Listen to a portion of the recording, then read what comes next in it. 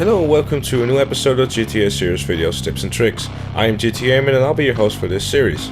Today we'll be focusing on the businesses that were included in the Bikers DLC. We'll go through all the businesses, which one is the most profitable, and how you can become the next Ricardo Diaz. What kind of incompetent fool are you? Fool! Fool! Fool! Fool! Before everything, by the way, we want to give a big thank you to Gypsy, GoldenBizkit, iTheftAuto, Pre, TheGTAGodfather and Carlosconde for helping to record and crack the math behind this video. Before we start, we want to point out that the businesses follow the same path as CEO missions. You'll only be able to play these in public sessions, but differently from CEO, the biker business does not require a constant persistence of the player to make money. With the crates, you had to buy goods, to recover, and take them to your warehouse, and once you bought enough, start the selling mission. The business in the Biker DLC instead works on their own, while the player is free to do other things like playing heist, free mode, time trials, premium races, death matches, etc. Businesses only require supply missions from time to time, and when you're ready, the selling mission, making this DLC good for those who still play the game every day. Cryptocurrency received, so I guess we have a sale. Let's go back a little. To a new episode of GTA series videos, tips and tricks. I'm GTAman and I'll be your host for this series. Today we'll be focusing on the businesses that were included in the Bikers DLC. In order to start a business, you will need a clubhouse. Which one you choose is up to you. It won't make a difference. Once you have acquired your not so shiny new apartment/garage, you will need to purchase a business. These businesses range from $650,000 to $1,852,500. The cost is only related to the location and does not affect the production rate, the difficulty of the resupply or selling missions, etc. Once you've bought your new meth, coke, weed, counterfeit documents or cash business, you need to reach the building, get inside and start the setup mission. This is simply a mission where you will get all the supplies to get your operation up and running. Alright, as you can see, we're almost good to go. Just need this first batch of supplies and we'll kick into gear. Exciting times. After you've done that, you will have the option to choose what upgrades you want to apply to your business. The equipment upgrade will speed up the production rate, use less supplies to create product, and improve the value of the product itself. That means more money gained while selling for the same amount of product. This upgrade also changes the look of the interior. Like the equipment, the staff upgrade will improve the overall value of your product and speed up the production rate by placing more people inside the interior. These new staff members will take around 10 minutes to arrive. Finally, yet importantly, the security update will lower down the likelihood of being raided by the cops or enemies. Lower down, not removed. You can still be raided, and it happened to us while testing everything. Damn it, I knew we should have paid them off. We got corrupt cops at the business. Get over there and save the staff. Without the security update, the risk to be raided is definitely high. It even happened to us that we had to defend our business 3 times in a row. With the upgrade installed instead, the event became very rare. Another way to avoid being raided is to always dismantle your MC and activate it only when you're inside your clubhouse or any factory. There are numerous missions that can be activated as a business defense. A rifle gang can attack your factory, and in this case you have to survive 3 waves of enemies. Another mission instead is similar to the CEO one, with the possibility to recover the stolen goods and take them back to the factory.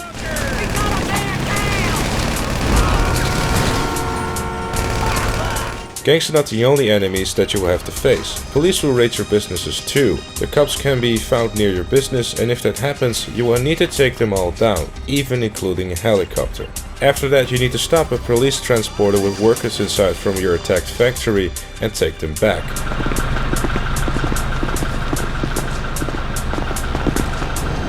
Another defend mission instead involves a snitch and a testimony. What you have to do in this mission is to reach the motel where the snitch is talking to the police, kill both the snitch and the cops nearby, recover the testimony, and bring it back to your business. The main difference between being attacked by a rifle gang or by the police is, in case you fail, that in the first scenario you will only lose product.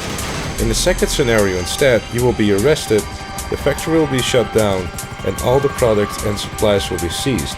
That means that you will have to start from the setup mission, and don't worry, you won't lose any upgrades. Hey, you know who it is. That was unfortunate. Alright, the only advice I can give would be to upgrade security over there to try to protect against this happening again. Good luck. So, You have your clubhouse, your factory, and your business up and running. You don't need to wait to fill up your factory. You can sell your product as soon as you have some or when your supplies have dried out. The game also gives you the possibility to make an easy sell or take a risk for more money. When you choose to sell the goods, you have two options: sell the merchandise in your county or outside your county.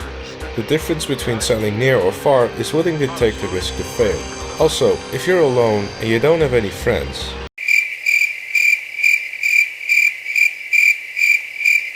the best option is to sell as soon as 1 or 2 blocks of product are ready. By doing this, you will be almost sure to have one single vehicle to manage. That's because the more product you sell, the more vehicles will be involved in the mission. According to the upgrades bought and the type of business chosen, you will find yourself with a factory full of product to sell after 3 to more than 10 hours. And we're talking about real hours, not in-game ones. The document forgery business is the fastest factory to produce the product, also the cheapest to buy and less demanding supply speaking. With your equipment and staff upgrades, in 3 hours you will find yourself with a factory full of goods to sell. Without any upgrades instead, it will take exactly 5 hours. This is just an example, but the table you can see in your screen gives exactly the time necessary to fill up each and every factory with no upgrades, with only the equipment upgrade, or both equipment and staff upgrades. As you can see, the slowest factory is the one that produces methamphetamine.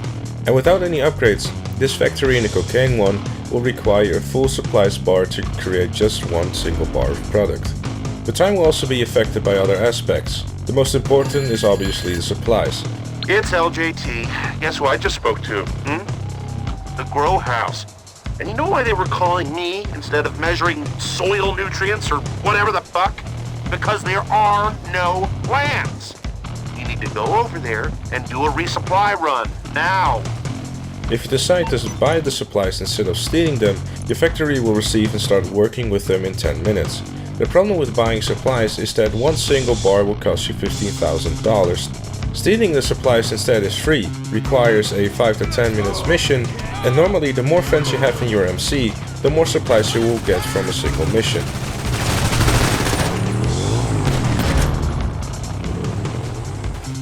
Until now we talked a lot about time and barely about money, so let's go balls deep into this argument. The cheapest investment possible in this DLC is buying the document forgery factory located in Gypsy for $650,000. Without any upgrades and by stealing the supplies, you will receive a full profit of $60,000 or $90,000, depending where you want to sell every time you sell a full factory of product. Assuming that every sell mission will be successful and you won't lose any vehicles or product, you will need to sell 11 full factories of product to obtain just $10,000 profit after break even. And we're not considering the money taken from your account every 48 minutes to pay the wages and the bills of your factory.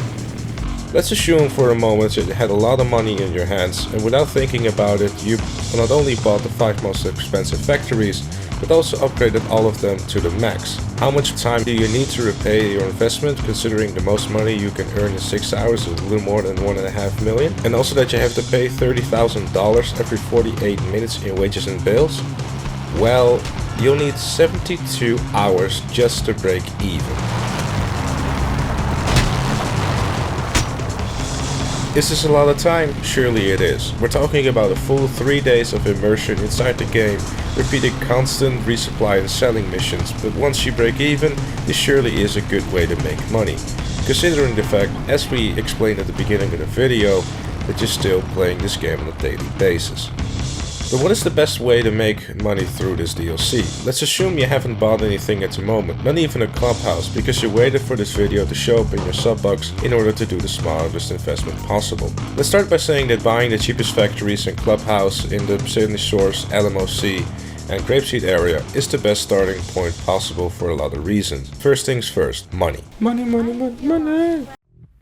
By buying the cheapest factories, you will save more than $3.5 million having the same exact interiors and money making possibility of someone who instead bought factories in Toledo or Los Santos. The second good reason in having everything in this area is that every business is reachable in less than a minute from the clubhouses, and thanks to the fact you're in the middle of the state, the resupply missions take less time to be completed. Last but not least, good reason in having all in this area are the sandy shore and the grapeseed airfields. In both airstrips normally 2 to even 4 helicopters spawn. Most of the time even armed buzzards can be stolen to shorten up the time to reach a resupply object, ease up the defense missions and allow friends and comrades to help you. Now that you find the area, let's talk about the factories. How many factories you need to buy is up to you. It all depends on how much time you're still playing GTA Online. Until now we talked about full factories, but as we told before, you don't need to wait until you have a full factory to sell product. And we don't even advise to do so if you're alone, because sometimes you won't have enough time to complete the mission. But after how many hours can you do your first sell? Well, you don't need hours. Technically, after 3 minutes you can already sell a single box of forged documents for $1,400. It's not convenient at all, but it's possible. As you can see in the table shown right now, every factory has a maximum number of space available to store boxes of product and a specific time necessary to create one single box of product. Technically, if you upgrade all your businesses, you can earn around 150,000 per hour, something that we do not recommend to do because it will be exhausting, but it's something that is possible to do. The first box of product created has the exact same value as the last box of product created, so money-wise, selling 10 boxes of cocaine in a single mission pays the same as selling 10 boxes of cocaine in 5 missions. But how much is a full factory worth? Well, we gave you the number, so do the math. Or check this table over here. As you can see, the cheaper the investment, the lower your return. Cocaine factory, for example, without any upgrades, will pay a maximum of $300,000, but it requires almost 9 hours and 5 complete supply bars to create a single of 5 blocks of product. After doing the upgrades instead, you will be able to sell a full factory after exactly 5 hours, using a little less than 3 supply bars. Surely, you will need more time to reach the profit, but in the long term, you will make more money in less time. So, in short, in order to get an actual profit, you will have to stay for dozens of hours in-game doing your things while the factory creates the product you need. The best way to maximize your income is by buying these cheapest factories, install every upgrade possible and keep the game running in the background with your character inside an interior. And in 6 hours, assuming every sale goes good, you will find $1.3 million in your pocket. So this is really for those who still play the game often. If you manage to get past the break-even point, the amount of money you'll be able to make will be pretty insane. Imagine doing a few Pacific Standard heists while you're waiting for your factories to fill up. Exactly, you'll be laughing to the bank.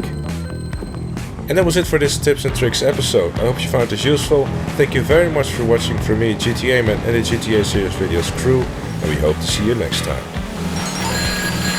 That's a successful sale. The funds are transferring. Long John out.